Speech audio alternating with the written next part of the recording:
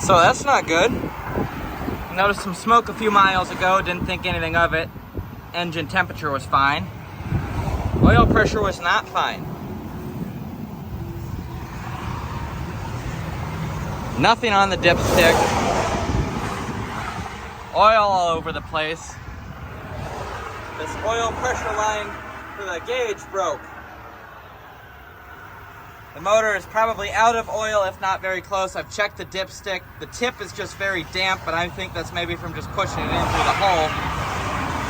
So that's not good. We have free towing, so we're getting it towed. And I'm gonna get home, I'll drain the oil pan, see what comes out. Hopefully I get at least a couple quarts out of it.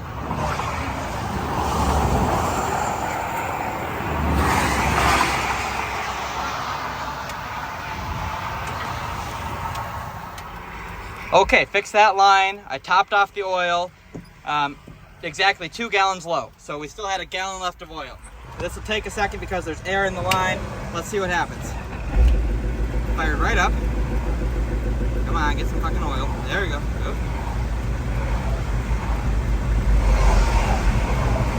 All right, we've still got oil. I'm gonna hop out and we're gonna go look at the motor.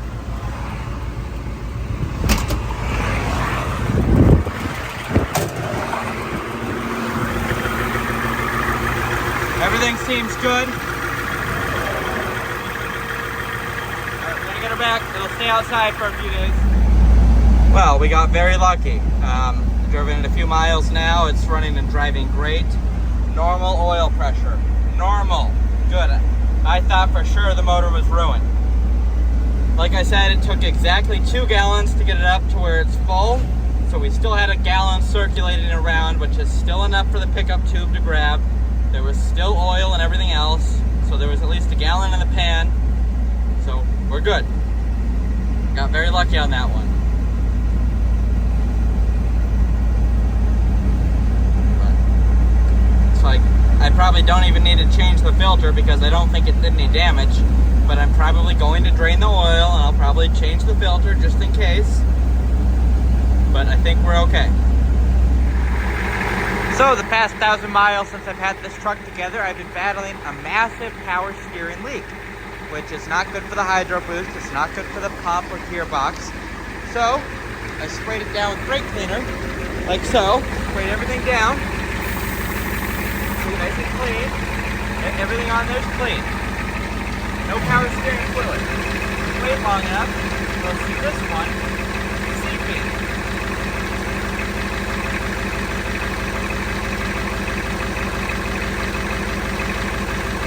Already starting to have a funnel starting to come out. A little bit longer, we'll start seeing more fluid come out.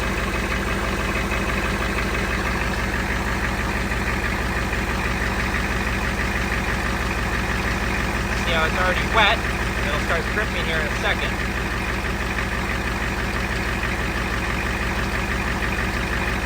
But anyways, that's the fitting that I've been battling.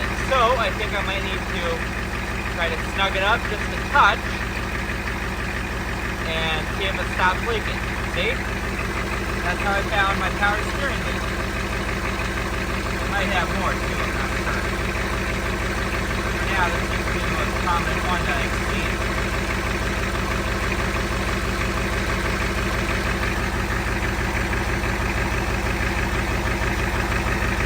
But yeah, here's the aftermath of all the oil. This is all some power steering fluid on this side.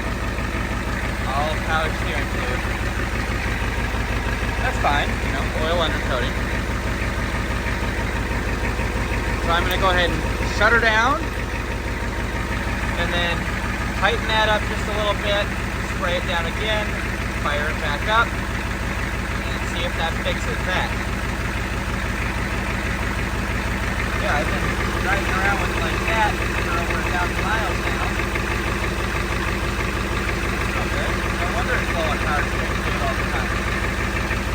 I knew it was leaking, but I just didn't know where. Everything else seems to be pretty dry, as far as I can tell.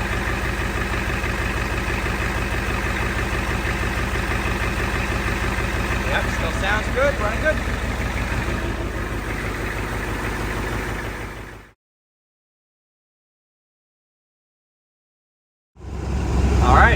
gassed up here in Albert Lea, Minnesota about 12 miles ago.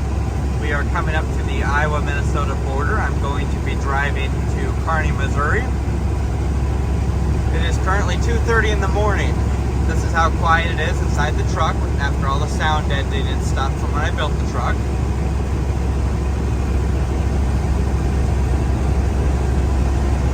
Thank you for visiting Minnesota. That's what that says. You can't read it off the glare. I'll go ahead and flick on the dome light so we can see the temperature. 40 pounds of oil pressure. Currently going uphill, we've got, what is that, 500 degrees exhaust temperature. And we've got what looks to be 185 or so coolant temperature, which is perfect. So I'm going to be trying to see how many miles per gallon I'm going to get. I'm expecting anywhere from 20 to 23. I'm currently going about 55 miles an hour. I'm going to use Google Maps to go from Albert Lea to Kearney to get the exact miles and see how many gallons it takes. Now up hills I've been slowing down to about 50. On the flats I've been going about 55 to 60. The exhaust temperature has been staying real cool, so I'm very interested to see what it's going to give with this 373 gears and 37-inch tall tires. We're in 5th gear. So far I've been leaving it in 5th gear. It seems like it's had plenty of power to do it, and I've not been having to step on it all the way just to maintain speed. Might have to drop it down to 4th because we've got some tall hills, but other than that, really interested to see what kind of mileage it gets. Yellow headlights off that semi.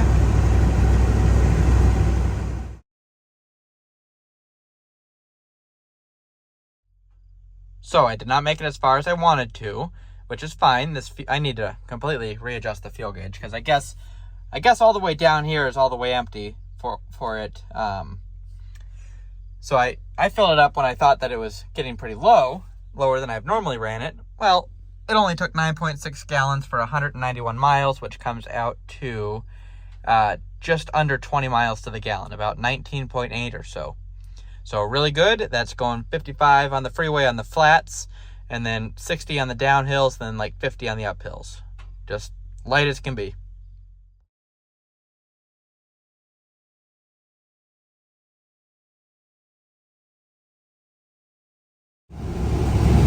Alright, finally making my way into Missouri. Filled up about, 30, 40 miles ago.